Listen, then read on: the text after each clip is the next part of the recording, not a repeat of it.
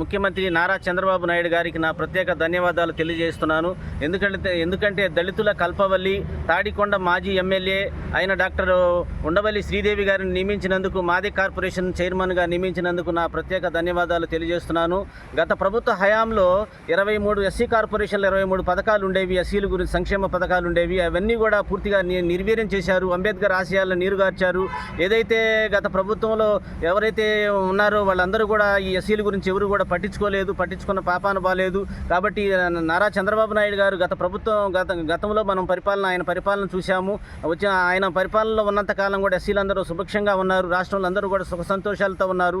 మళ్ళా గత ప్రభుత్వంలో అందరూ కూడా పేదలుగానే కూలీలుగానే మిగిలిపోయారు తప్పితే ఎవరు కూడా లబ్ధి పొందిన పాపాన బాలేదు. కాబట్టి ఇప్పుడు వచ్చిన తర్వాత నారా చంద్రబాబు నాయుడు గారు మరి రెండోసారి వచ్చిన తర్వాత ప్రజలందరూ కూడా ఎస్సీలు ఎవరైతే షెడ్యూల్ కులాలు, షెడ్యూల్ తెగలు చెందిన ప్రజలు ఎవరైతే ఉన్నారో వాళ్ళందరూ కూడా ఎంతో ఆనందోత్సాహాలతో పండుగలు చేసుకుంటున్నారు.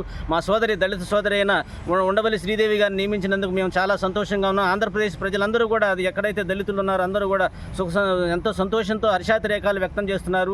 మా సోదరి తప్పనిసరిగా ఒక డైనమిక్ లీడర్. ఆమె ఖచ్చితంగా మన ఆంధ్రప్రదేశ్లో మన దళితులందరినీ కూడా ఆదుకుంటారని, వాళ్ళందరికీ సామాజిక న్యాయం పాటిస్తారని, ఎక్కడైతే నిధులు ఉన్నాయో, ఎక్కడైతే దళితులు ఇంకా అణగారి ఉన్నారో వాళ్ళందరినీ కూడా అభివృద్ధి పదం వైపు నడిపిస్తారని మాకు పూర్తిగా నమ్మకం, మా సోదరి పట్ల పూర్తిగా నమ్మకంతో మేము అందరం ఉన్నాము. కాబట్టి ఈ రాష్ట్ర బడ్జెట్లో కూడా జనాభా ప్రాతిపదికన అంటే షెడ్యూల్ కులాల ప్రాతిపదికన నిధులు తప్పనిసరిగా కేటాయించాలని చెప్పి చట్టం చెబుతుంది. ఆ చట్టం ప్రకారంగా కూడా అందరూ చూసుకుంటే చట్టం ప్రకారంగా నిధులు కేటాయించిన ఖచ్చితంగా అందరికీ కూడా నిధుల్ని ఎస్సీలకి మాత్రమే ఖర్చు పెట్టాలి. కాబట్టి తప్పనిసరిగా ఈ బడ్జెట్లో కూడా అందరూ కూడా మన చంద్రబాబు నాయుడు గారు తప్పనిసరిగా బడ్జెట్లో నిధులు కేటాయించి ఎస్సీలందరికీ కూడా సామాజిక న్యాయం పాటిస్తారని, అలాగే ఎస్సీల్లో కొంతమంది మహిళలు ఉన్నారు, ఉమెన్ ఎంపవర్మెంట్ కోసం అందరూ పాటుపడాలని, అందరూ ఎస్సీలకి సెల్ఫ్ హెల్ప్ గ్రూపులు ఎక్కడైతే ఉన్నాయో వాళ్ళందరూ కూడా డ్వాక్రా గ్రూపులు ఎక్కడైతే వాళ్ళందరికీ కూడా మరి వాళ్ళకి కొన్ని రుణాలు మంజూరు చేయించి వాళ్ళందరినీ కూడా ఇంకా అభివృద్ధి పదంలో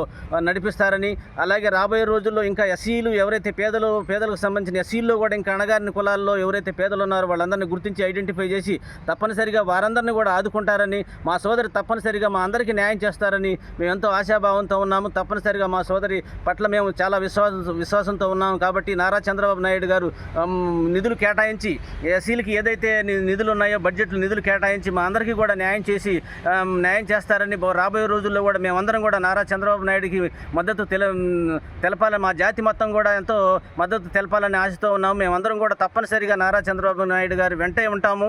తప్పనిసరిగా మా దళిత సోదరి ఉండవల్లి శ్రీదేవి గారి వెంటే మేము నడుస్తామని మేము మరొకసారి తెలియజేసుకుంటున్నాము.